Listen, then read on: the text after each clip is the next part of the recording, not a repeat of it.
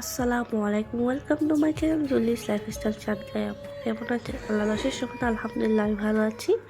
আজকে আবার একটা নতুন ভিডিও নিয়ে আপনাদের সামনে হাজির হয়ে গিয়েছি। আর আজকে রান্না করব কচুরলতি। প্রথমে দিয়ে দিলাম পরিমাণ মতো তেল। এই যে এখন দেখিয়ে দিলাম কেটে রাখা সেই কচুরলতিগুলা। এই যে চিংড়ি মাছ দিয়ে রান্না করব। আমার তেলটা এখন গরম হয়ে আসছে, এবার দিয়ে দিয়েছি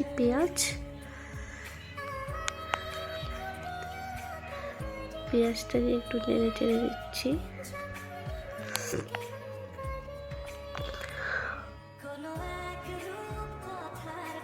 দুঃখের সাথে জানাচ্ছি আজকে আমার ভয়েসটা খুবই খারাপ শোনা যাচ্ছে। আসলে আমি একটু আমার সর্দি দিচ্ছে, আমি কথা বলতে কষ্ট হচ্ছে, তারপরও দিয়ে দিলাম আপনাদেরকে দেখানোর জন্য। দিয়ে দিলাম চিংড়ি মাছ এগুলো পেঁয়াজের সাথে ভালো করে একটু ভেজে নিচ্ছি।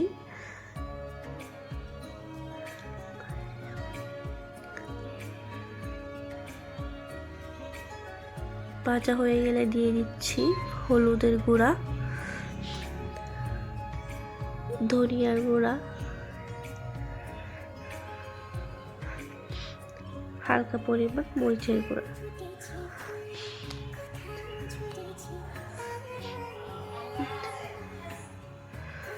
দিয়ে দিলাম স্বাদ মতো লবণ।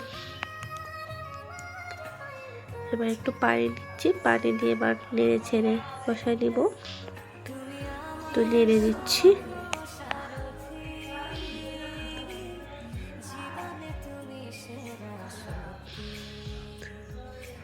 এই যে কষাই দিচ্ছি, আবার অলমোস্ট কষা হয়ে গিয়েছে। এই যে আসলে মাটির চুলায় রান্না করতে খুবই ভালো লাগে, একটু কষ্ট হলেও।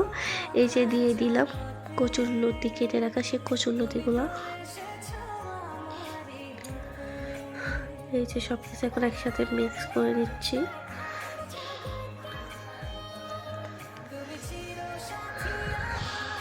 আসলে আমার কথা বলতে অনেক কষ্ট হচ্ছে, তারপরও কথা বলছি। এবার দিয়ে দিচ্ছি কাঁচামরিচ ফালি দিয়ে দিলাম। আবারও নেড়ে ছেড়ে দিচ্ছি।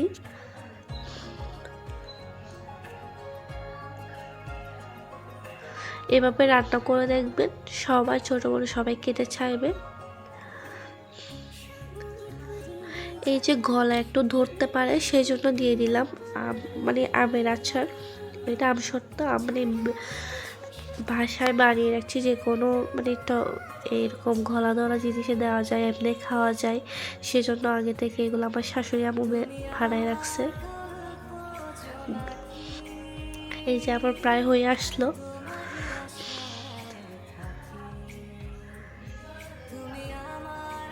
মাশাআল্লাহ, আমার কালারটা অনেক বেশি সুন্দর হয়েছে রান্নার।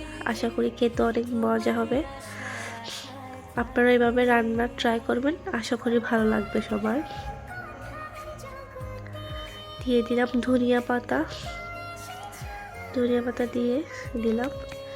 আমার ভিডিও ভালো লাগলে লাইক, কমেন্ট, সাবস্ক্রাইব করবেন। Thanks for watching. আসসালামু আলাইকুম।